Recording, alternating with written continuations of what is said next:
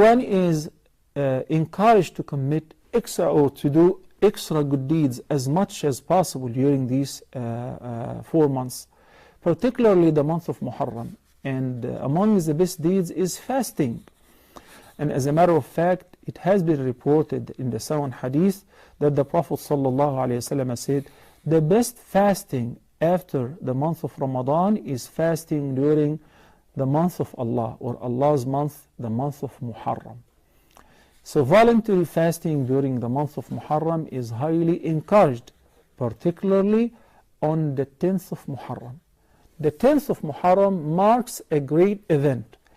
When the Prophet ﷺ entered Al-Madinah, as the hadith is narrated by the great companion Abdullah ibn Abbas, may Allah be pleased with him and his father, he said that the Prophet ﷺ noticed that Bani Israel were fasting on the 10th of Muharram. He inquired about it. They say that is a day in which Allah saved Bani Israel from the Pharaoh, and he drowned the Pharaoh.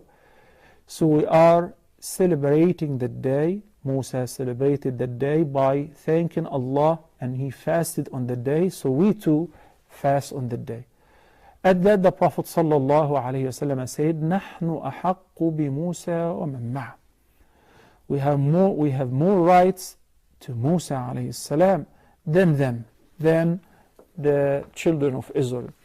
So he commanded his companions to fast on the 10th of Muharram, the day of ASHURA.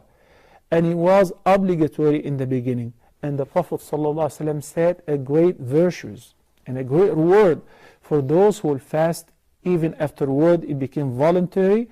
He encouraged us to observe fasting on the day, as he said sallallahu alayhi wasallam, صِيَامُ عَاشُرَا, the 10th of Muharram, fasting on the 10th of Muharram, أَحْتَسِبُ عَلَى اللَّهِ, I hope that Allah subhanahu wa ta'ala will give the reward of fasting on the day an expiation for the sins of the past year. Kafara, an expiation for the sins. What kind of sins? The minor sins. Because the major sins would not be forgiven automatically, whether due to attending Friday prayer or fasting during Ramadan or performing Umrah after Umrah. These are all great deeds. They would automatically wipe away and remove the minor sins.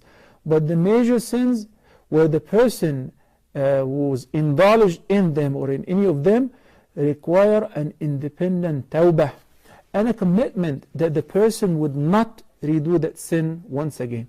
So imagine if we, inshallah, in a few days, in 8 days from today, will be the 10th of Muharram, if we get to fast on the day.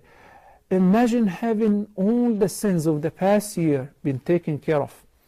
Those who are lucky to perform Hajj, their sins have been forgiven as well. Those who are lucky to fast on the 9th day of the month of Dhul Hijjah, if they were not performing Hajj, they were very lucky, because they have the sins of the past year and a year to come were forgiven as well. Allah the Almighty is the most generous, He's the oft forgiving and the most merciful. So He knows our shortcomings and weaknesses. That's why Allah subhanahu wa ta'ala is giving us every once in a while throughout the entire year chances after chances, an opportunity to be seized in order to be forgiven. And marks the vast mercy and forgiveness of Allah subhanahu wa ta'ala. Then if one does not seize these opportunities, he is indeed a big loser. By just fasting on the 10th of Muharram, Allah subhanahu wa ta'ala will forgive the sins of the past year. Abdullah ibn Abbas, may Allah be pleased with him, narrated that the Prophet sallallahu alaihi wasallam, he said, I never saw the Prophet sallallahu alaihi wasallam so keen to fast on any day other than the 9th day of the 10th day of the month of Muharram, which is Ashura. This hadith is collected by Imam al-Bukhari. I'll continue talking about what's mustahab or recommended during the month of Muharram, and the etiquette or the sunnah with regards to fasting on the 10th of Muharram. As far as the fact that some of the companions said to the Prophet sallallahu alaihi wasallam that the 10th day of the month of Muharram was also venerated by the children of Israel. because of the event of saving them from the Pharaoh and drowning the Pharaoh. So wouldn't that be considered like copying them, fasting on the same day? The Prophet ﷺ said, because he did not want to do anything similar to Ahlul Kitab or to non-Muslims, even with regards to the ibadat or the various acts of worship. He said, if I live to see the next year, I shall fast, or we shall fast on the 9th as well. So he intended to fast a day before the day of Ashura. So this way we will be different in our practices than the children of Israel.